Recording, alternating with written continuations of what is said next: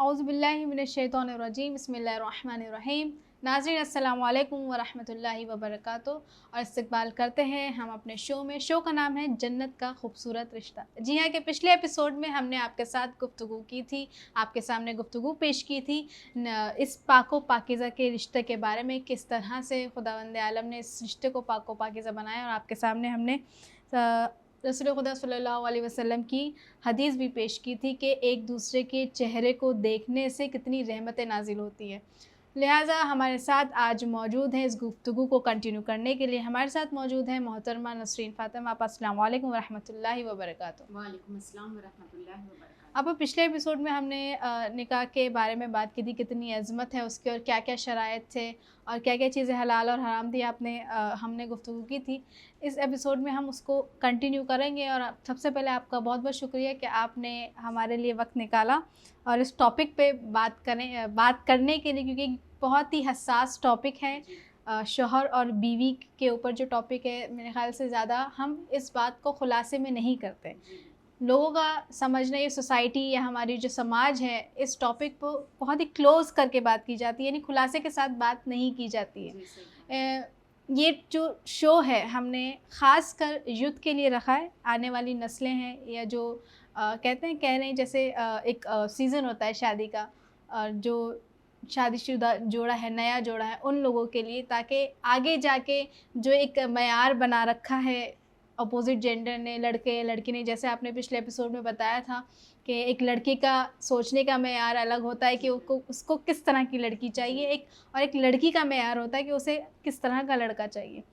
बाद में हमने गुफ्तगू की थी, एक पॉइंट और ऐड किया था हमने कि इस मेयार में वो ये चीज़ ऐड करते हैं कि शादी के बाद, यानी शादी से पहले जितनी मुसीबतें उठाई हैं, जो भी एफ़र्ट्स उन्होंने उठाए हैं, जो भी प्रॉब्लम्स को फेस किया है, शादी के बाद उनको खुशी ही हासिल होगी, जो कि मुश्किल है, या यूँ कहें कि नामुमकिन चीज़ है कि हर वक्त खुशी साथ नहीं होती है।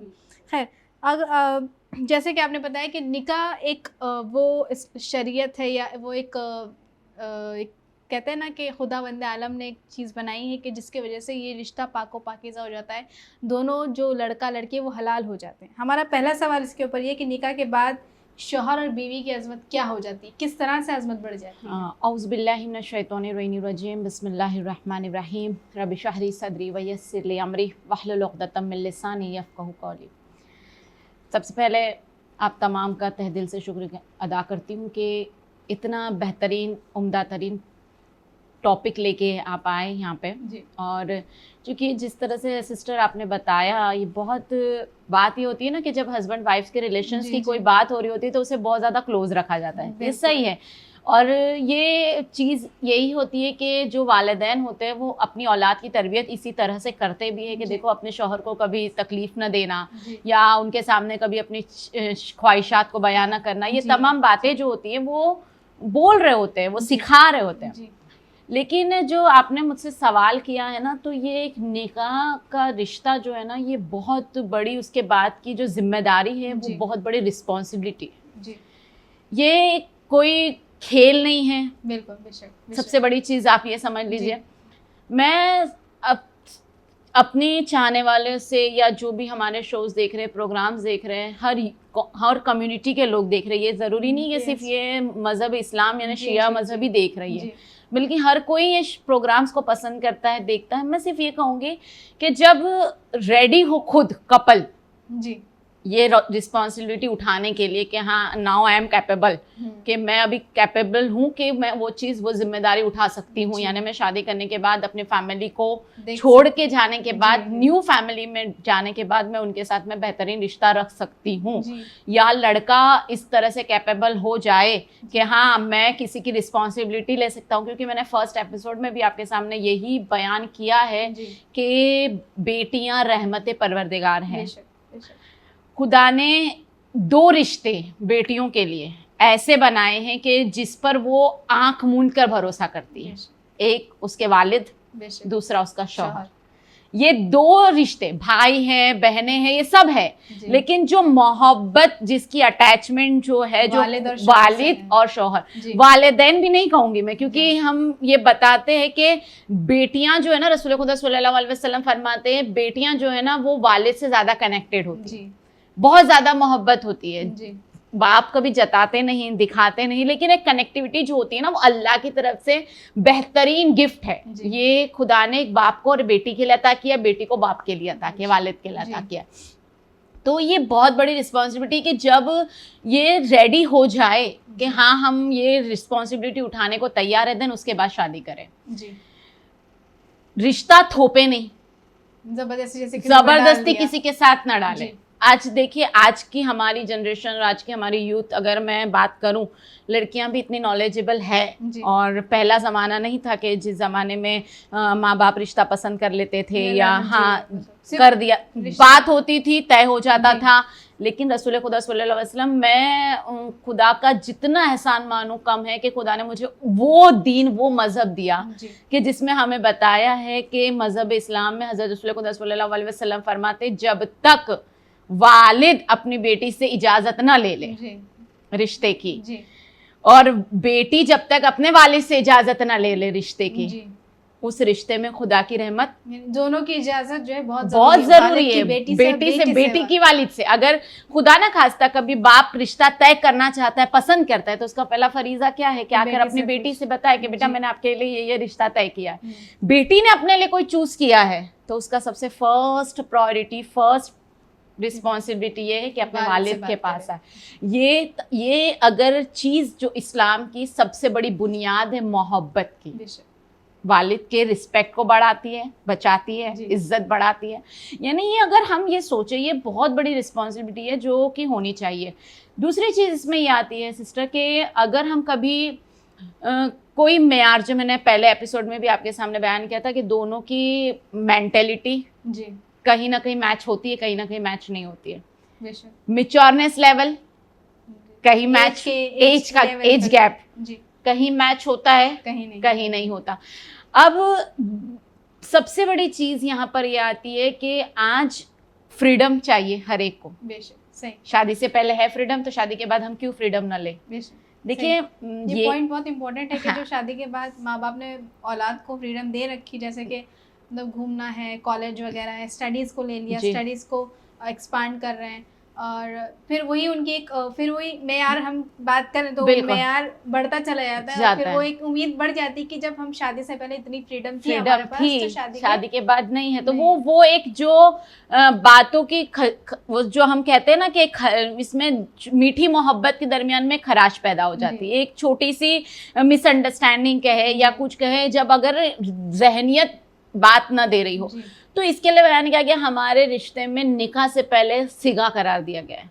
सिगा, मुता, हम जिसे मुता निकाह कहते हैं, मुद्दत वाला निकाह हम जिसे कहते हैं, टेम्परेरी निकाह जिसे हम कहते हैं। आज की अपनी जनरेशन के लिए इजी वर्ड में बता दूं, जिसमें शरीयत ने हमें हुक्म दिया है कि दोनों एक दूसरे को पहचान ले, जान ले, एक दूसरे की मेंटेलिटी जान ले, क्योंकि शादी के बाद अब तुम्हें वो रिश्ता निभाना ही है। अब हम ये नहीं सोच सकते निकाह के बाद कि हम ये नहीं सोच सकते हाँ मेरा इनके साथ नहीं जम रहा है तो मैं तलाक ले लूँ। नहीं, फिर हमारा सब्र, फिर हमारा शुक्र, फिर हमारे वालिदैन की इज्जत, उनकी मोहब्बत, उनकी तरबियत, हर एक पर सवाल उठता है। हर चीज़ को सोचकर इस रिस्पॉन्सिबिलिटी को एक्सेप्ट करें।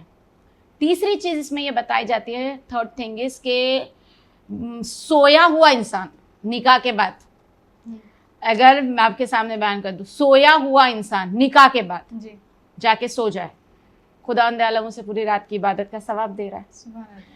और वहीं बताया बगैर शादीशुदा इंसान अगर पूरे महीने रमज़ान मुबारक के रोज़े रखे, पूरी पूरी रात और पूरे पूरे दिन इबादत करे, लेकिन वो शादीशुदा इंसान जो सोया है उसकी इबादत के साथ कैपेबल, या यूँ कहा जाए कि मासूमीन अलैहिस्सलाम फरमाते हैं कि वो इंसान बेहतर है कि जो शादीशुदा होकर बिस्तर में सोया है। सुभान अल्लाह। यानी सोचिए कि शादी से पहले इतनी मेहनत करनी पड़ती है एक सवाब कमाने, यानी मेहनत क्या कहें, लेकिन एक स्टेप्स हमें फॉलो करने पड़ते हैं। हाँ, लेकिन सबसे बड़ी बात ये आती है ना कि अब जब हमने उस रिस्पॉन्सिबिलिटी को ले लिया तो उसे बहुत अच्छे से निभाए, न कि अब फिर छोटी छोटी बातों में मिसअंडरस्टैंडिंग पैदा हो, छोटी छोटी बातों में फिर कॉम्प्रोमाइज। देखिए, शादी का दूसरा नाम ही कॉम्प्रोमाइज है जी।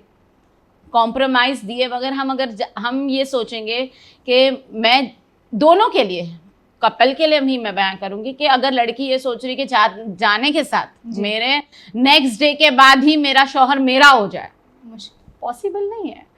शौहर ये सोच रहा है कि नेक्स्ट डे से मैं जो रूटीन में जिंदगी गुजार रहा हूं मेरी वाइफ वही रूटीन में जिंदगी गुजारे, पॉसिबल बिल्कुल नहीं है।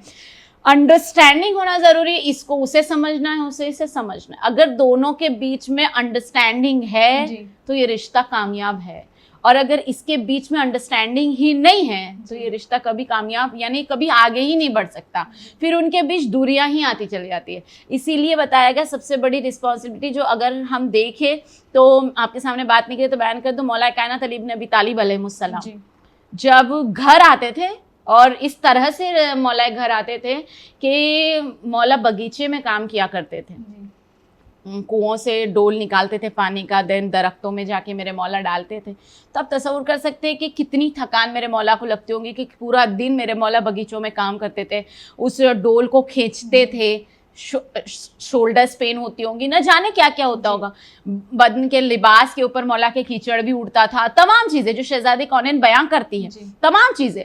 लेकिन जब भी मौला घर दरवाजे पे आते थे ना तो मुस्कुराते हुए आते थे। सुभान अल्लाह, यानी इतने काम करने के बाद, थकान होने के बाद भी मुस्कुराहट रहती थी। जब पूछने वालों ने सवाल पूछा ना कि या वाली कि आप थकते नहीं हो, आपके चेहरे पे टायर्डनेस नजर नहीं आती, आप उसी तरह से मुस्कुराते हो, तो मौला बयान करते हैं कि जिस तरह से आपने स्टार्टिंग में कहा था कि शौहर और बीवी अगर एक दूसरे के चेहरे की ज़ियारत करते, एक दूसरे को देखते तो खुदा उस पर रहमत नाजिल करता है, और मैं इस रहमत को गंवाना नहीं चाहता। और दूसरी तरफ जनाब फातिमा ज़हरा भी पूरी तरह से इंतज़ार में रहती थी, मौला के आने का वक्त हो रहा है, मौला के आने का इंतजार करती थी। जैसे ही मौला आ रहे हो या ये दस्तक दे दी जाती थी मौला के, तो बीबी भी आगे बढ़ के मुस्कुराते हुए, जबकि फाकों में जिंदगी गुजारी जा रही, जबकि तकलीफों में जिंदगी गुजारी जा रही है, जबकि मौला मजदूरी कर रहे हैं, मेरे इमाम मजदूरी कर रहे हैं, लेकिन जनाब शहजादी कौनैन के चेहरे पर एक शिकम भी नहीं है। क्यों नहीं है? ये बता रहा है ये मेयार कि ये इनके बीच में वो अंडरस्टैंडिंग है। अगर वो हमारे दरमियान में आ जाए तो हमारा रिश्ता कामयाब होता है।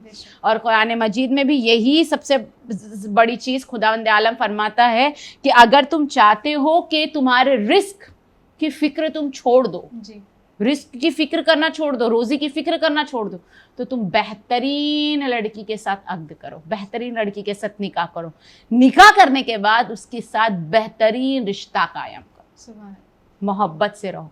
देखिए कुछ बातें ऐसी होती है ना कि अगर हम तहजीबुल इस्लाम अगर हम उठाकर देखें तो तहजीबुल इस्लाम में हमें ये मिलता है कि जिसके घर में रिस्क कम हो वो घर कौन से होते हैं। उसमें अगर हम देखें ना तो जैसे बताया जाता है कि मगरिब के वक्त झाड़ू मारने वाला, अपने घरों में झाड़ू लगाने वाला, उनके घर में रिस्क कम होता है। जैसे कई ऐसी बातें, उनमें एक बात ये मिलती है तहज़ीबुल इस्लाम अगर आप देखते हैं, पढ़ते हैं, या हमारा इंशाल्लाह आने वाला आगे आइंदा इंशाल्लाह ये एपिसोड्स भी अली टीवी के जरिए आएगा, तो उसमें ये बताया गया है कि जिस घरों में झगड़े बहुत होते हैं, जिस घर में बर्तने बहुत बचते हैं, झगड़े बहुत होते हैं, उस घर से रिस्क कम हो जाता है। और खुदा क्या बता रहे हैं, शादी के बाद तुम रिस्क की फिक्र ही करना छोड़ दो। अब हम सोचे जब खुदा हमसे वादा कर रहा है कि तुम शादी के बाद रिस्क की फिक्र करना छोड़ दो, मैं तुम्हारे रिस्क का जामिन हूँ, तो हमारा रिस्क शादी के बाद कम क्यों हो रहा है, क्यों नहीं बढ़ रहा?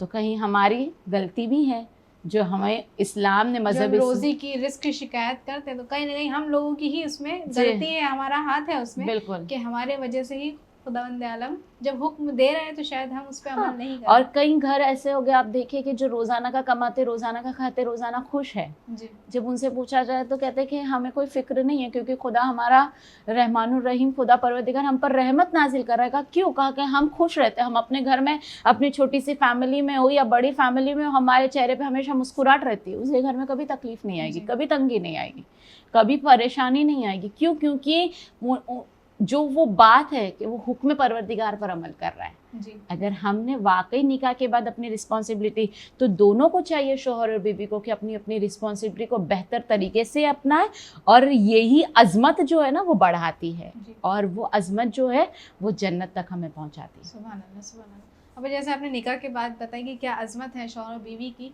तो इस्लाम में भी कुछ रूल्स वगैरह होते हैं। हर जैसे रोज़ा ले लिया, नमाज ले लिया, यानी हर चीज़ को लेके इस्लाम एक रूल्स फॉलो करवाता है ताकि हम उस चीज़ को सही तरीके से अपने प्रैक्टिकल कर लें और अपनाएं उसको और अच्छे से लाइक हमारी ज़िंदगी जो है सही गुजरे।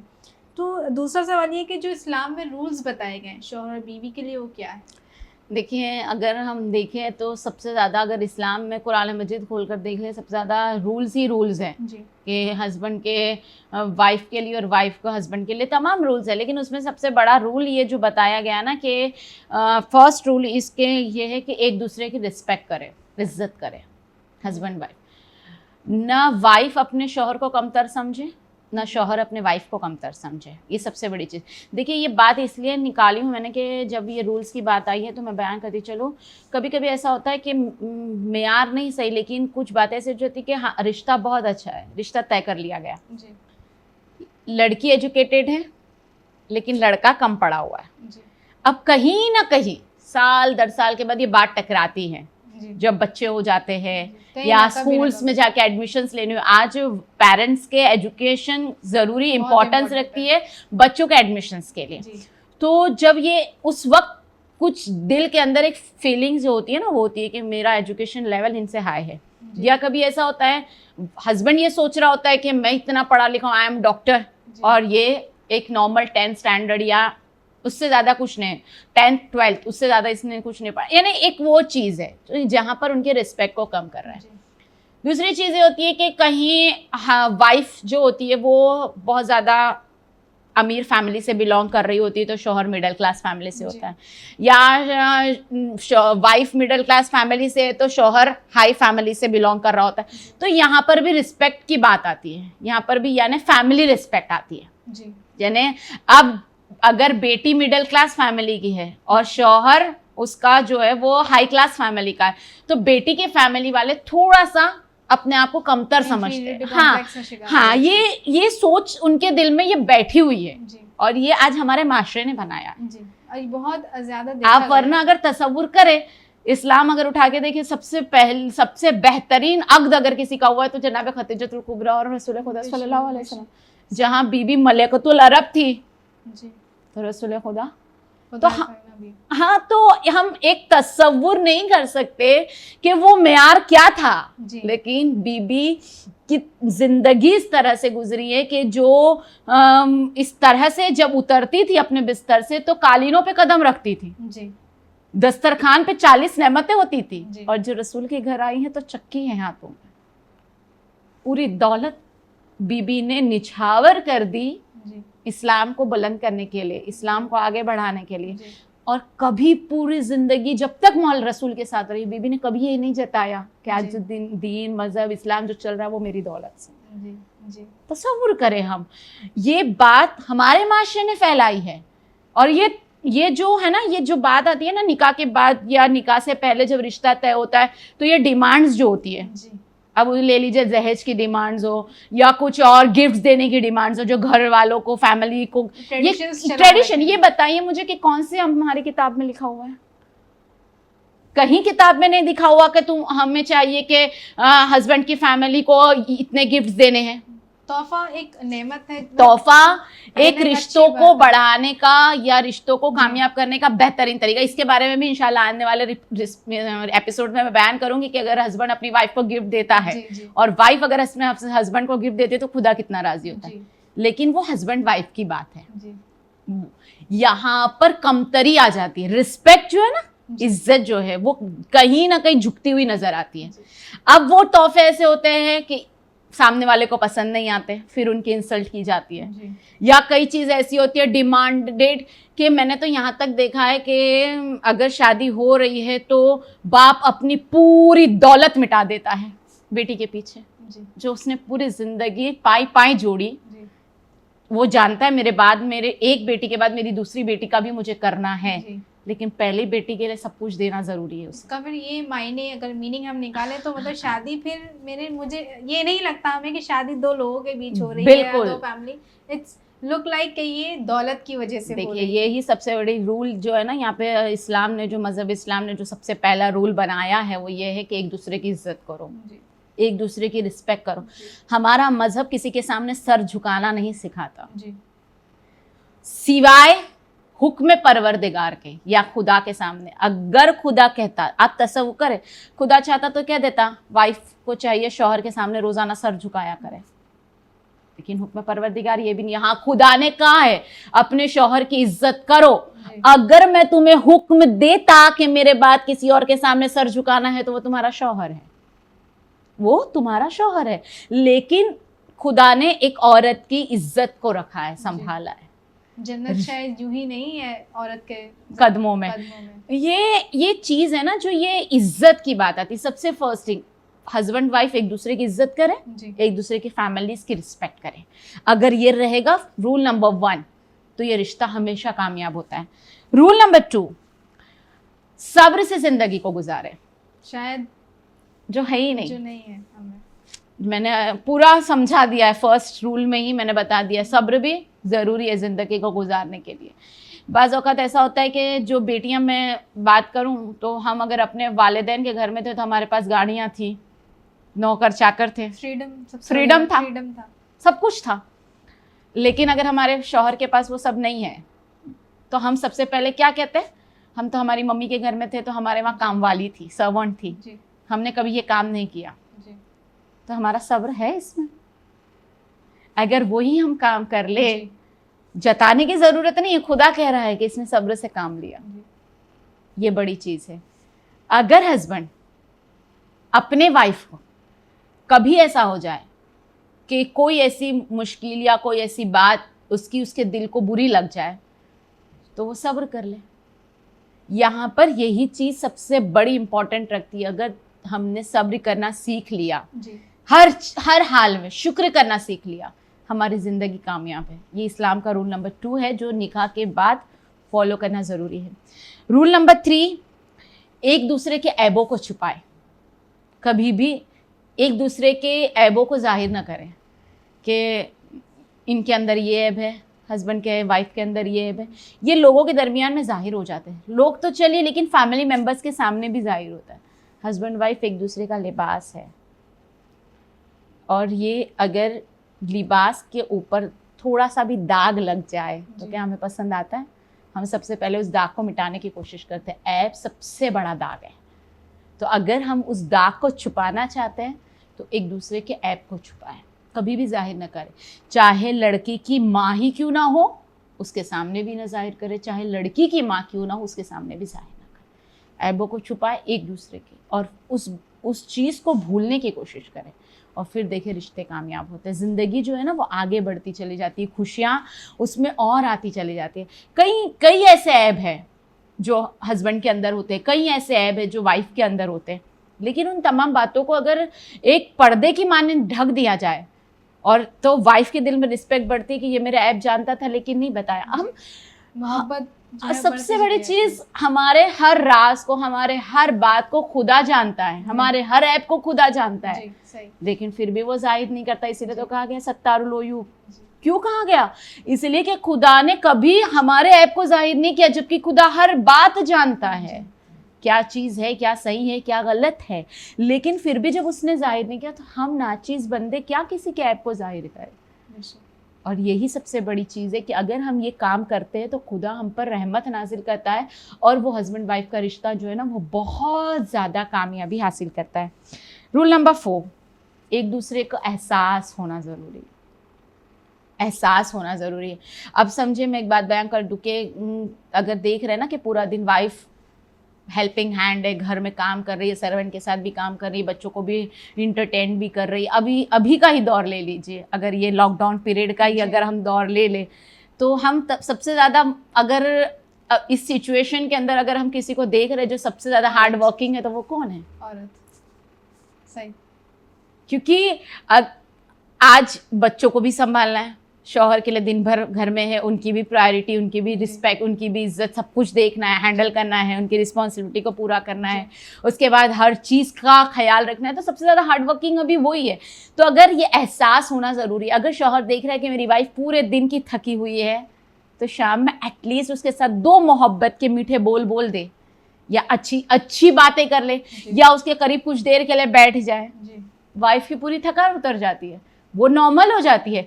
फिर हम कह रहे हैं कि ये बहुत ज़्यादा चिड़चिड़ी हो गई। चिड़चिड़ापन क्यों आया? जी। क्योंकि तुमने उसका सपोर्ट नहीं किया, एटलीस्ट मेंटली सपोर्ट, जी नॉट अ फिजिकल। अगर हम नहीं कर पा रहे, मेंटली सपोर्ट करें, जी कुछ देर उनको बिठा दे, या देख रहे बहुत ज़्यादा काम कर रहे तो एटलीस्ट जाके थोड़ा सा पानी दे दे, या कुछ करे, या थोड़ा सा उनकी हेल्प कर दे किसी चीज़ में, या किचन में जाकर कुछ अच्छी बातें कर ले अपनी वाइफ के साथ। जी। उसके चेहरे की जो मुस्कुराहट आएगी खुद ब खुद थकान उतार देगी।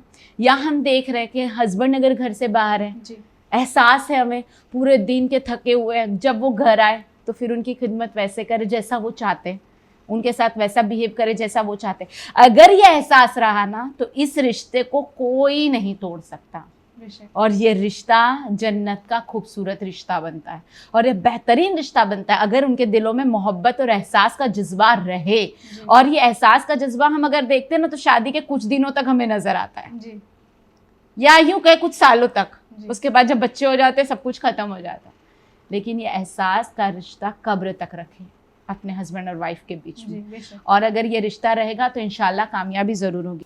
अब बात हमने रूल्स की अब एक और बात आती है जो बहुत ही अहम रखता है इस वक्त। हम जो है एक सोच रखते हैं, और शायद उस सोच के साथ साथ ये एहसास भी होता है, हमसे जो कमतर लोग होते हैं, गरीबों की बात करें तो ये एक है कि हम वो करते हैं कि कोई गरीब लड़का या लड़की है, उनकी शादी है, तो कहते हैं ना कि सवाब के लिए जी। हम ये काम करा देते हैं, कर लेते हैं।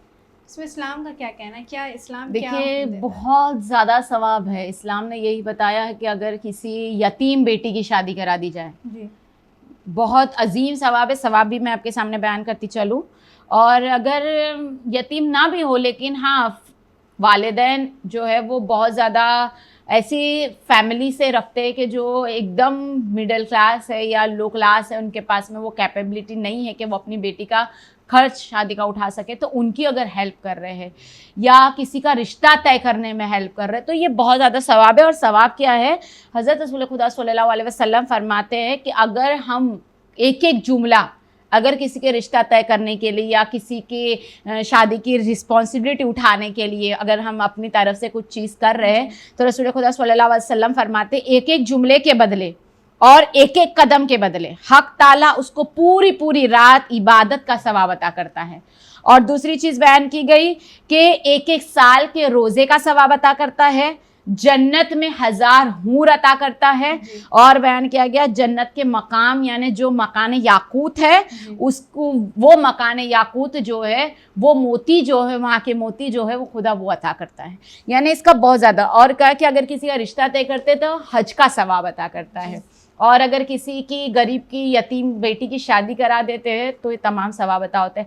यानी ये तमाम चीज़ें जो है ना, अगर हम देखें इस्लाम ने हमें यही बताया है कि अपने कई मरतबा ऐसा होता है कि हम अपने बच्चों की शादियों के पीछे इतना ज़्यादा खर्च कर लेते हैं, लेकिन हम जानते हैं कि अगर हमने थोड़ा सा खर्च किया और इसी पैसे से अगर हम किसी और गरीब की शादी करा सकते हैं तो खुदा उसमें बहुत ज़्यादा बरकत भी अता करता है, हमारी दौलत में भी, रिश्ते को में भी कामयाबी अता करता है, मोहब्बत बढ़ती है, मिठास बढ़ती है और रिश्ता बहुत ज़्यादा कामयाब होता है। तो हम ज़रूर इस काम को, ये बहुत बेहतरीन नेकी और बहुत बेहतरीन सवाब का काम है, तो इसे करने में कभी भी कोताही ना करें और आगे बढ़कर काम करें, क्योंकि इस्लाम ने हमें बताया है, इस्लाम ने हमें सबक दिया है, दर्ज दिया है कि अच्छे आगे बढ़कर किसी का रिश्ता तय कराओ। सुभान अल्लाह, सुभान अल्लाह।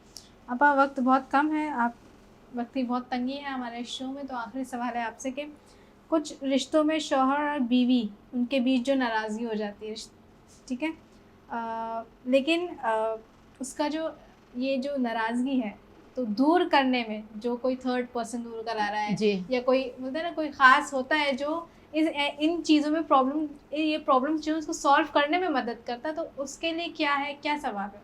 देखिए नाराज़गी के ऊपर तो बहुत बड़ी बहस हो सकती है, वो इंशाल्लाह मैं नेक्स्ट एपिसोड या उसके बाद में आपके सामने बयान करूँगी कि कौन सी ऐसी बातें होती हैं जिसकी वजह से नाराज़गी आती है। लेकिन जो आपका क्वेश्चन ये है ना कि सवाब क्या है, कहा कि थर्ड पर्सन जो है ना वो बहुत बड़ा काम करता है। सबसे बड़ी चीज़ तलाक होने से बचाए रिश्ते को।